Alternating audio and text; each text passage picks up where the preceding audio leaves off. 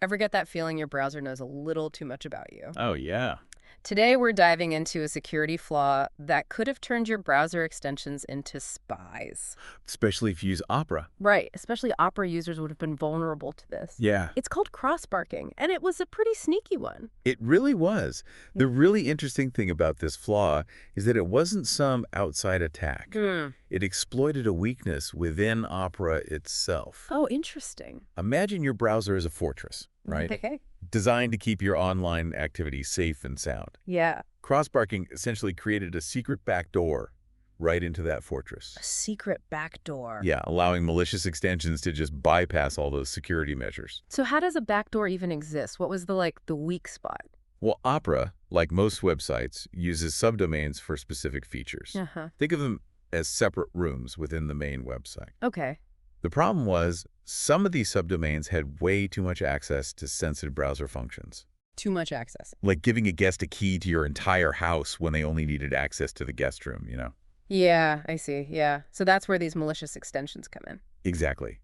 A hacker could create an extension that looked totally harmless, Right. maybe a weather widget Uh, or uh-huh. a shopping assistant or something like that. Seems harmless. Yeah, but hidden inside would be malicious code, basically a set of instructions Okay. that would exploit these overly permissive subdomains. I see. Once the extension was installed, boom, They're in. they're inside your browser's fortress, snooping around where they shouldn't be. So for someone listening to this who might not be like a tech expert, Hmm? can you kind of break down how that code actually works? Like how's it doing its magic, so to speak? What's it doing in there? Sure. Let's use a real-world analogy, Okay. okay? Imagine you have a private office with a locked door, right? Yeah. The key to that door is like a private API. Okay. A special code that grants access to sensitive functions within the browser. Hmm. What these malicious extensions did was sneak in through the back door, Okay. steal a copy of that key, Uh-huh. and use it to unlock the private office. Oh, wow. And once they're in, they can do all sorts of things. Okay, that's scary. What kind of damage could they do once they have that key? Well, think about all the sensitive stuff you do online. Yeah. Logging into your bank account, Right. shopping, Uh-huh. sending emails, Mm-hmm. even just browsing social media. Yeah. With access to those private APIs, a hacker could potentially take screenshots of your activity, Really? steal your login credentials, Oh, wow. and even redirect you to fake websites designed to steal your information. Oh, no. It's like having someone looking over your shoulder every time you go online. That's a pretty unsettling thought. Yeah. And to make matters worse, you mentioned earlier that these malicious extensions could be hiding in plain sight on reputable platforms. Oh, yeah. Like the Chrome Web Store. Like the Chrome Web Store, exactly. Oh, wow. That's the insidious part. It's called a cross-browser store attack. Okay. Opera is built to be compatible with extensions from the Chrome Web Store, Mm-hmm. which is great for users who want more options, right? Yeah, more options, yeah. But it also means that a hacker can sneak a malicious extension into that store, knowing that Opera users might download it. Mm. And once it's in the store, it can blend in with legitimate extensions, getting positive reviews and downloads, making it even harder to spot. So it's not enough to just rely on the App Store's security check. Not at all. You really have to be careful about what you install. Yeah. Even if it looks harmless on the surface. Even if it looks harmless, exactly. You never know. This whole situation with cross-barking really highlights a much bigger problem. Which is? This inherent tension between the convenience and power of browser extensions Uh-huh. and the potential security risks that they pose. It's like having a powerful tool that can be used for good or for evil. That's a great analogy. It Yeah. sounds like a classic security dilemma. It is. We want all the cool features and functionality that extensions offer, but we also want to make sure that we're not opening ourselves up to attack. So how do we strike that balance? What are some practical steps listeners can take to protect themselves? Well, the first step is awareness. Okay. By understanding how these attacks work, Uh-huh. you're already ahead of the game. Next, we'll dive into some specific tips and strategies to help you navigate the world of browser extensions safely. Great. We'll be right back after a quick word from our sponsor. Welcome back. Before the break, we were talking about how this cross-barking vulnerability really kind of exposed a bigger issue, Yeah. which is how do we balance the benefits of browser extensions Right. with the very real risks that they can pose? It's a question a lot of people are asking. Yeah. Especially with extensions becoming so integral to our online experience these days. For sure. It's not about being paranoid or anything. It's about Exactly right. making, informed decisions Yeah, about what we allow into our digital lives. exactly. Yeah. Yeah. So let's get practical. Right. What can our listeners actually do to minimize those risks Right. without, ditching extensions altogether? Well, first and foremost, be mindful of the extensions that you install. Okay. Don't just blindly click that Add to Browser button. Yeah. Do a little research. Okay. Look for extensions from, well-known developers. Mm-hmm. Check out their websites. Right. Read reviews from trusted sources. Okay. Treat it like you would any other software that you're downloading onto your computer. So it's not just about, like, the number of downloads or Right. star ratings in the App Store. Not necessarily. Yeah. Popularity doesn't always equal trustworthiness, Yeah. you know? True, yeah. And this is where those permission requests come in. Okay. Really scrutinize what each extension is asking for. Mm-hmm. Does that simple to-do list app really need access to your entire browsing history Right. or your location? Yeah, good point. If it doesn't make sense, don't give it permission. It's like handing over your house keys without checking who's at the door. Exactly. But sometimes those permissions are worded in a way that's hard to understand. Right. Any tips for decoding the, like, tech jargon? Absolutely. If you're not sure what a permission means, Yeah. don't be afraid to do a quick Google search. Okay. There are plenty of resources out there that can explain these things in plain English. Right. And remember, you can always choose to decline a permission request. Okay. It's better to err on the side of caution. Good advice. So we're being selective about what we install. Mm-hmm. We're carefully checking those permissions. Mm-hmm. What else? Regularly review the extensions that you have installed. Okay. Do you actually use them all? Good point. If not, get rid of them. Okay. Unused extensions can still pose a security risk, even if they're not actively running. Yeah?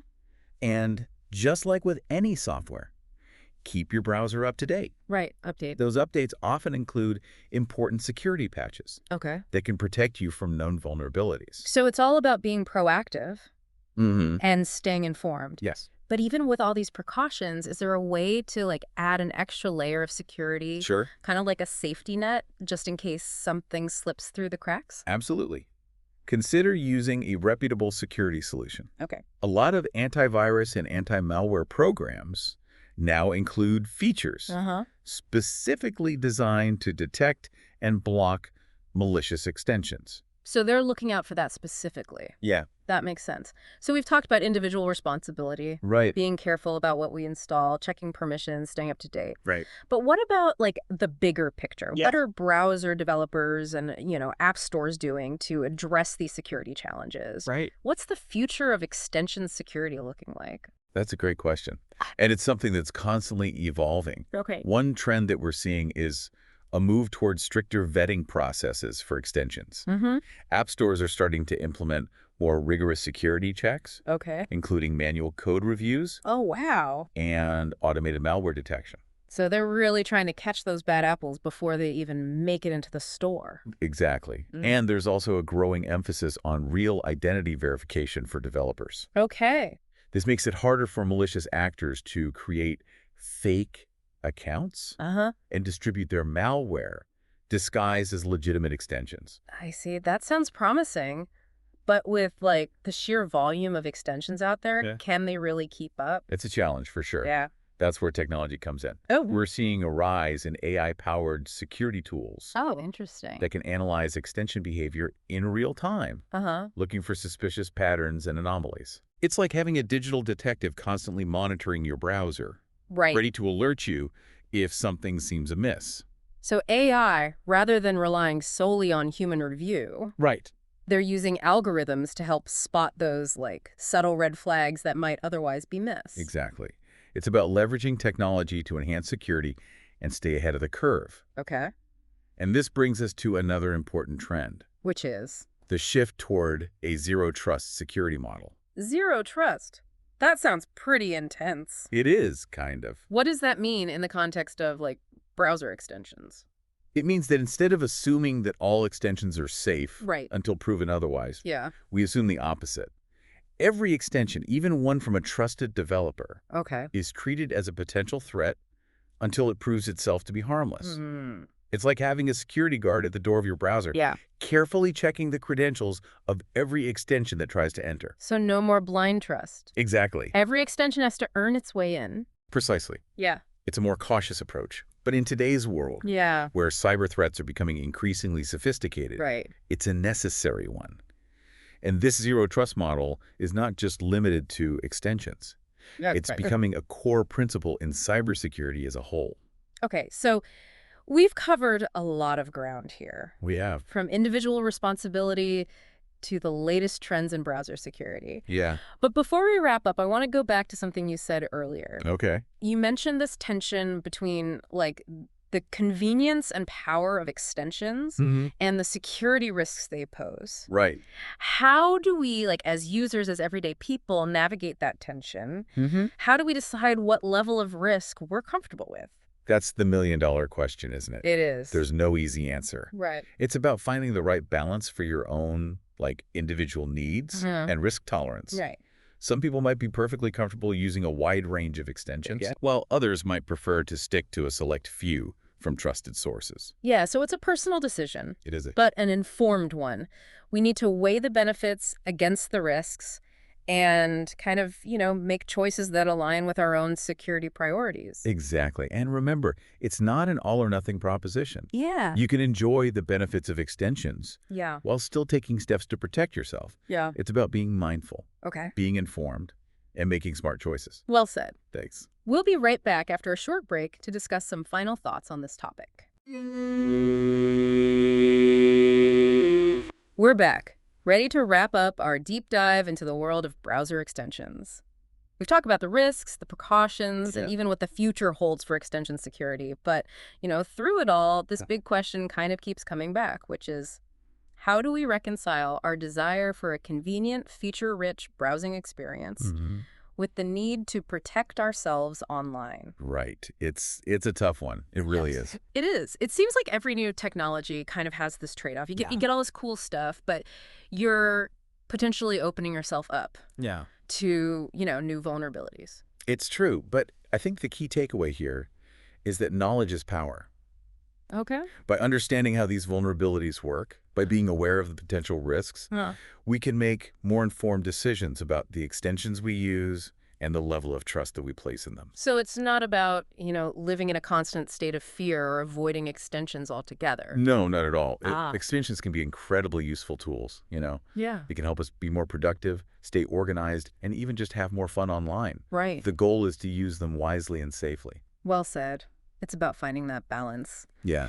So as we wrap up this deep dive, what's like the one piece of advice you would give our listeners Okay. to help them kind of navigate this complex world of browser extensions? I would say think of your browser as your digital home. You wouldn't just let anyone walk in and start snooping around, would you? No. Apply that same level of caution to your browser extensions. Okay. Be selective about who you let in. Uh-huh. Check their credentials. And don't be afraid to ask questions. Great advice. Be mindful, be informed, and enjoy all the benefits of the digital world while staying safe and secure. Thanks for joining us on this deep dive. We'll see you next time.